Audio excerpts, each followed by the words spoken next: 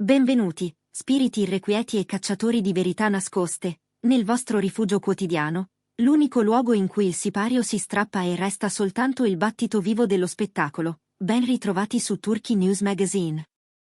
Oggi vi portiamo al centro di un uragano silenzioso ma implacabile, una scossa tellurica che sta cambiando il destino di una delle produzioni più attese dell'anno. Immaginate un set quasi buio, dove la finzione improvvisamente si ritira e lascia posto a una realtà così nuda da mettere in soggezione perfino chi la sta creando. Nel cuore di questo vortice emotivo ci sono due nomi che accendono fantasie e discussioni con la stessa intensità: l'intenso, metodico Barbaktas e la magnetica, imprevedibile Yağmur Yüksel. Quello che doveva essere un giorno di riprese come tanti è diventato una leggenda che rimbalza nei gruppi segreti dell'industria e incendia i forum dei fan più attenti. Ma cosa è successo davvero quando le camere hanno continuato a registrare sfidando ogni istinto di prudenza? Prima di aprire questo labirinto di sguardi, silenzi e scelte impossibili, vi chiediamo un gesto importante per la nostra comunità. Iscrivetevi al canale, attivate la campanella per non perdere il battito della Turchia dello spettacolo e, se volete sostenere il nostro lavoro investigativo con accesso a contenuti esclusivi, cliccate con convinzione su Abbonati. Il vostro supporto è la linfa che ci permette di raccontare ciò che altri preferirebbero tenere nell'ombra. Un like e un commento vi mettono in prima fila.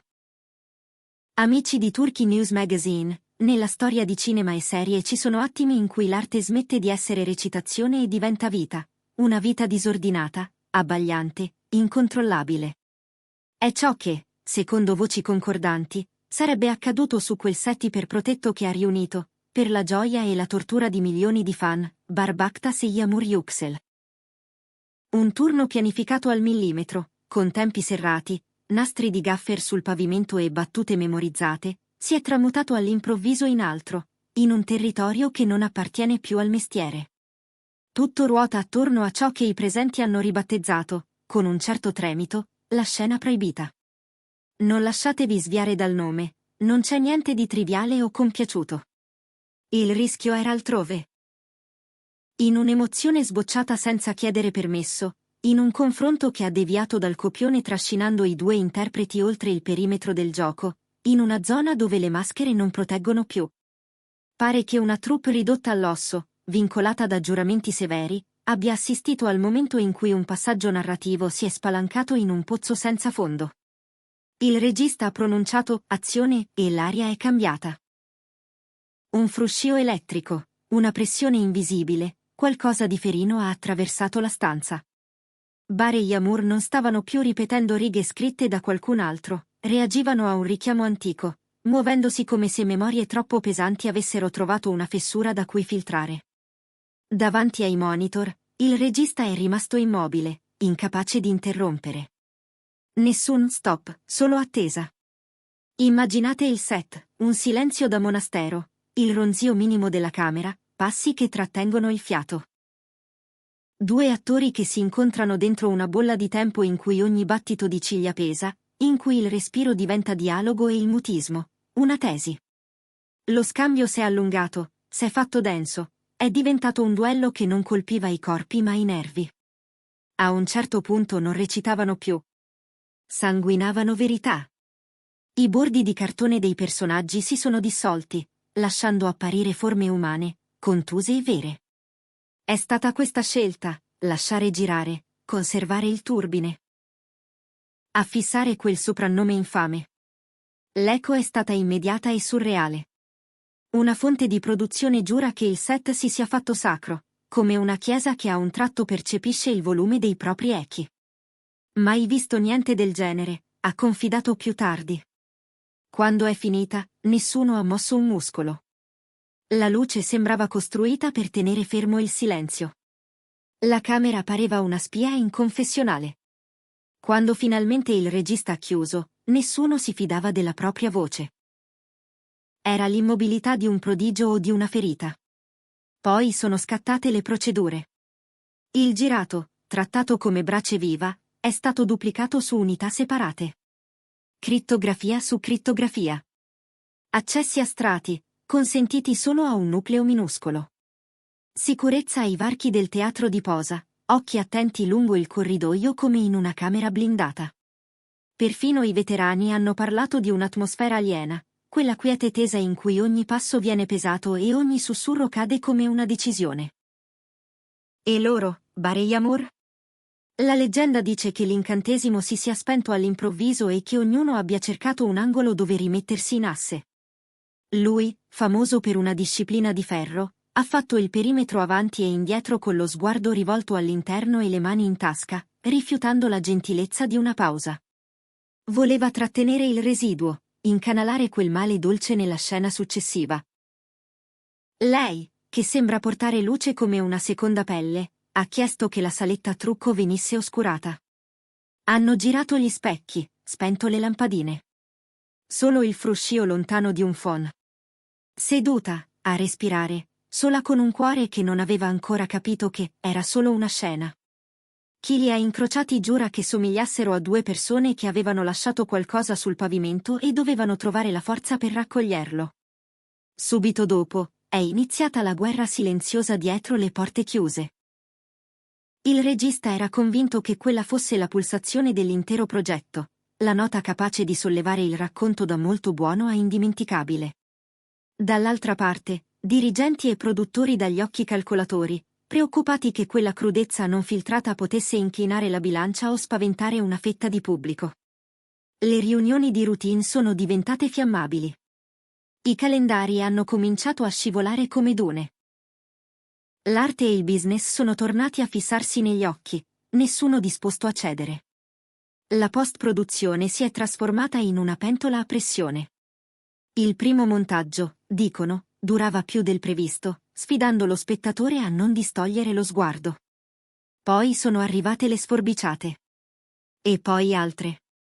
Versioni alternative che si moltiplicavano come riflessi in una galleria di specchi.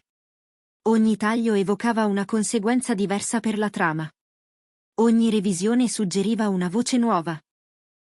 E con ogni iterazione la mitologia s'infittiva, questa inquadratura troppo tenera, quella troppo pericolosa, un'altra troppo sincera per sopravvivere alla messa in onda. Fuori, intanto, la rete è andata in delirio. Il silenzio della produzione, e il rifiuto di Bar Yamur di chiarire, ha solo alimentato l'appetito. Teaser è caduto come un battito fuori tempo. Un respiro spezzato di Yamur con un'ombra di dolore agli angoli della bocca, l'istante in cui Bar irrigidisce le spalle come se un livido antico si fosse accesso di colpo. Un battito di ciglia dentro una timeline. Tanto è bastato per incendiare le sezioni commenti. Se osano farlo vedere, spaccherà la stagione. Questo li ridefinisce. Altri hanno parlato di partita a lungo termine, una combustione lenta da manuale del marketing. Forse avevano ragione. La promozione è stata ricalibrata per orbitare attorno a quella gravità invisibile. Meno indizi, mistero più denso. Glee Editor hanno pesato ogni frame del trailer, troppo lungo e il sortileggio si spezza, troppo corto e l'inerzia si perde. Facile alzare rumore con una voce fuori campo, difficilissimo riprendere il segno, tornare al compito, quando dentro sei stato scorticato. Loro ce l'hanno fatta. Non hanno smentito. Non hanno confermato. Hanno lasciato che fosse il lavoro a parlare. Torniamo così all'immagine da cui siamo partiti, un palcoscenico sigillato, una troupe ridotta, un regista convinto che certe verità si mostrino solo quando nessuno pretende di catturarle.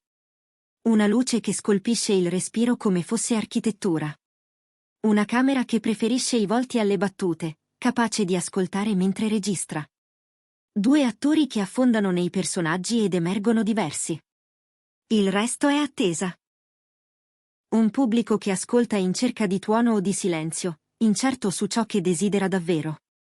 C'è poi una voce testarda, la scena non era prevista in nessuna bozza iniziale. Sarebbe arrivata tardi, evocata da quella chimica inconfondibile che riaffiora ogni volta che Bar e Yamur dividono lo spazio, scatenata da uno scambio nato in prova e rimasto nell'aria come brivido. La frase che trapela dalle riunioni segrete è semplice e implacabile, il cuore del progetto. Chi ha sentito il regista parlare a porte chiuse ricorda una linea che torna ossessiva: se non la usiamo, la storia respira, ma non canta. Tenerla fuori, in quell'ottica, sarebbe una decisione elegante sul piano industriale, e una amputazione creativa.